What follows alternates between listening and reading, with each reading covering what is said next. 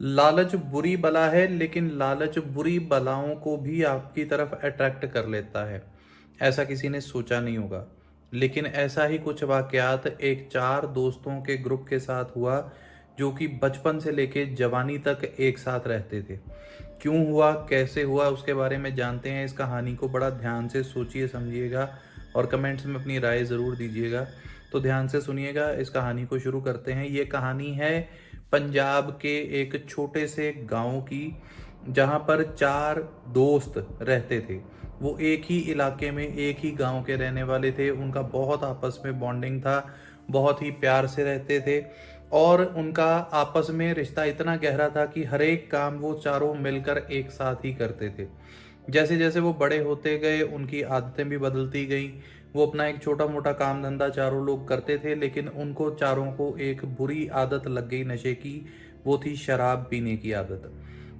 वो शराब पीने की आदत ऐसी थी कि चारों में से हर रोज शाम को वो मिलते थे। जितना भी चारों में से किसी ने कमाया होता था, एक साथ कंट्रीब्यूट करते थे और हर रोज शाम को मिलकर पार्टी वार्टी करते थे, शराब पी लेते थे। अगर एक बंदा नहीं भी कमा पाए तो बाकी 3 ने पिला दिया, अगर बाकी में से किसी ने नहीं पिलाया तो बाकियों ने पिला दिया। कर करा के उनका रोज शाम को शराब का जुगाड़ हो जाता था। धीरे धीरे शराब का नशा उनका इतना बढ़ता गया कि उनको हर चीज़ भूलती गई और सिर्फ शराब याद रहने लग पड़ी। शराब पीने की लत इस हद तक थी कि उनको शाम को हर हाल में शराब चाहिए थी और चारों को चाहिए थी। धीरे धीरे काम धंधा डाउन होता गया। ऑब्वियस है कि शराब या नशे की बुरी आदत आपके कारोबार को तबाह कर देती है। चारों का कारोबार बहुत डाउन आ गया। उनके घर में कलेश रहने लग पड़ा। काम धंधे बिल्कुल नहीं करना, शराब ही शराब चाहिए। करते करते वो इस हद तक आ गए कि घर का सामान बिकना शुरू हो गया। घर की चीज़ें बेच दी, जमीन जायदाद बिक गई। शराब उनका सब कुछ खा गई और वो उनकी हालत ऐसे हो गई कि वो चोरी चकारियों तक उतर आए। तो एक दिन धीरे धीरे एक ऐसा टाइम आ गया कि उनको मांग कर शराब पीना, लोगों के साथ, रिश्तेदारों के साथ, दोस्तों के साथ झूठ बोलकर भी कैसे भी शराब के पैसों का जुगाड़ करना शुरू कर दिया। फिर एक दिन ऐसा आया कि उनको कहीं से भी शराब का जुगाड़ नहीं हो पा रहा था। शाम को चारों दोस्त इकट्ठे थे, चारों घूमते फिरते शराब ढूंढने के चक्कर में कोई चोरी नहीं हो पाई, कोई ठगी नहीं हो पाई, किसी से कोई पैसों का जुगाड़ नहीं हुआ। तो देखते ही देखते वो एक ऐसी जगह पर पहुंच जाते हैं जहां पर कोई जाना पसंद नहीं करता। वो अपने गांव के बाहर एक ऐसे इलाके में आ गए जो शमशान घाट के बिल्कुल नज़दीक एक चौराहा था। वहां पर अक्सर वो लोग मिला करते थे, लेकिन उस रात उन्होंने उस चौराहे में एक ऐसी चीज़ देखी जो उन्होंने बिल्कुल ही एक्सपेक्ट नहीं करी थी। उस चौराहे में उनको शराब की एक ऐसी एक बोतल मिल गई और उसके साथ ही नॉनवेज मिल गया और उनकी तो समझो लॉटरी लग गई। जब एक नशेड़ी आदमी को कहीं से नशा ना मिले और अचानक से कहीं पर नशा फ्री में पड़ा हुआ दिख जाए तो उनसे रहा नहीं जाता। शराब के लालच की वजह से वो कुछ सोचे समझे बिना उन्होंने उस चौराहे में पड़ी हुई उस शराब की बोतल और वो सारा खाने पीने का सामान उठाया और वहीं पर बैठ के उस शराब की बोतल को उन चारों दोस्तों ने आपस में ख़त्म कर दिया। और वो जो खाने का सामान था वो भी खा पी लिया और नशा पूरा होने पर वो लोग अपने अपने घरों में लौट गए।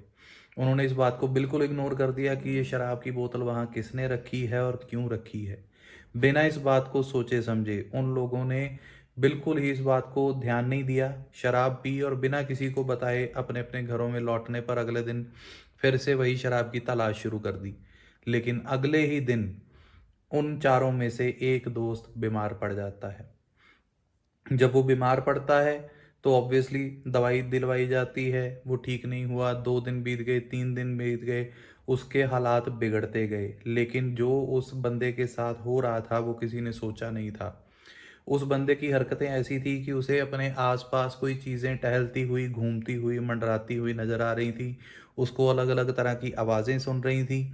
उसको रात को नींद नहीं आ रही थी। वो रोज़ सुबह उठ के यही बोलता था कि मेरे आसपास कोई घूमता है, मुझे डर लगता है, मुझे कोई दिखता है, कोई मेरी चादर खींचता है।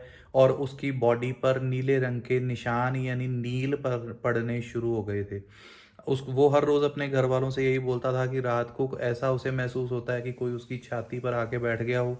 उसे ऐसा महसूस होता है जैसे उसके सिर के पास कोई बैठा उसके शरीर से जान खींच रहा है।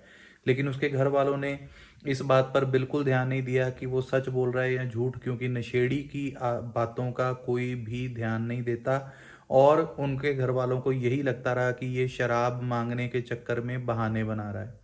लेकिन उसके साथ ये सब चीज़ें असल में हो रही थी। 4-5 दिन बीतने पर उसकी हालत बहुत ज़्यादा बुरी हो चुकी थी। उसका शरीर सूखने लगा था और उस शराब पीने वाले इंसिडेंट के बाद ठीक 7 दिन बाद उस दोस्त की मौत हो जाती है। और जैसे ही उस बंदे की मौत होती है, वेरी नेक्स्ट डे उन चारों दोस्तों के बीच में एक मर गया, लेकिन दूसरा बंदा बीमार पड़ गया जिसने वही शराब पी थी। 7 दिन उस दूसरे दोस्त के साथ भी वही घटनाएं होती रहीं। उसके घर वालों ने भी ध्यान नहीं दिया, लेकिन उसने ये बोला कि जब से हमने ये शराब पी है तब से ये सब शुरू हुआ है। और एग्जैक्टली 7वें दिन दूसरा दोस्त भी मारा जाता है। जैसे ही दूसरा दोस्त मारा गया, उससे वेरी नेक्स्ट डे तीसरे दोस्त के साथ सेम वारदात हुई, सेम वही सिम्टम्स आए। ठीक 7वें दिन तीसरा भी मारा जाता है और ठीक 7वें दिन अगले दिन, यानी तीसरे दोस्त की मौत के अगले दिन चौथे दोस्त के साथ भी वही घटना होती है जो बाकी तीनों के साथ हुई, और एग्जैक्टली 7वें दिन चौथा दोस्त भी मारा जाता है। और इन चारों दोस्तों की मौत ऐसी थी कि उनकी लाश को देखने का भी मन नहीं करता था। ऐसे लगता था जैसे किसी ने उनकी रूह को खींच के निकाल दिया हो। जिस्म पूरा सूख चुका था, सफ़ेद पड़ चुका था और मरने के बाद उनके चेहरे ऐसे हो गए थे जैसे कि बहुत ही डर के साथ कोई बंदा मरा हो, जैसे किसी ने उनकी खौफ जो है वो उनके लाशों के चेहरे से दिखता था। तो क्या था उनकी मौत का राज, वो आज तक किसी को समझ नहीं आया। ये हमें इस वजह से पता है क्योंकि चौथे बंदे के घर वालों को उसने बताया था कि हम चारों ने एक चौराहे में शराब पी थी, मुझे बचा लो, लेकिन उसके घर वाले उसे भी नहीं बचा सके। ये एक ऐसा इंसिडेंट है जो आज तक उनके इलाके में रहस्य बना हुआ है। ये क्यों हुआ? क्योंकि शराब की लालच ने उनको इस सब को करवा दिया। क्यों होता है ये होता है उन लोगों की कुंडली में जिनकी कुंडली में एडिक्शन का योग होता है, जिनकी कुंडली में राहु शनि, राहु शुक्र, मंगल राहु बहुत ज़्यादा प्रोमिनेंट बैठे होते हैं और लोग नशे की एडिक्शन में पड़ जाते हैं। जिनकी कुंडली में चंद्रमा कमज़ोर होता है, राहु बहुत ज़्यादा कमज़ोर होता है, वो लोग बहुत जल्दी एडिक्ट हो जाते हैं। इस सब से, एडिक्शन से बचने के लिए अपने राहु को ठीक रखें, चंद्रमा को मजबूत रखें, चांदी का ग्लास पिएं, चांदी की चेन, चांदी का ढलाई का कड़ा पहन कर रखें ताकि बुरी चीज़ों से आप बचे रहें, एडिक्शन से बचे रहें। इसीलिए बचपन में ही बच्चे के गले में चांदी की चेन और हाथ में चांदी का ढलाई का कड़ा पहना देना चाहिए कि नज़र ना लगे और वो इन सब बुरी चीज़ों के प्रभाव से बचे रहें। जब आप जिस्म पर ढलाई की चांदी की कोई भी चीज़ पहन कर रखते हैं, चाहे वो कड़ा हो, चाहे वो कोई अंगूठी हो, तो बुरी आत्माएं, बुरी चीज़ें, बुरे नज़र से बचाव होता रहता है और इस तरीके से हम और भी चीज़ों के बुरे असर से बच सकते हैं। तो आप अपने कमेंट्स में मुझे ज़रूर राय दीजिएगा कि आज की कहानी कैसी लगी, और अगर आपके साथ या आपके किसी जानकार के साथ ऐसी कोई भी घटना हो चुकी है तो हमारे साथ शेयर ज़रूर करें। बहुत बहुत शुक्रिया वीडियो सुनने के लिए, धन्यवाद।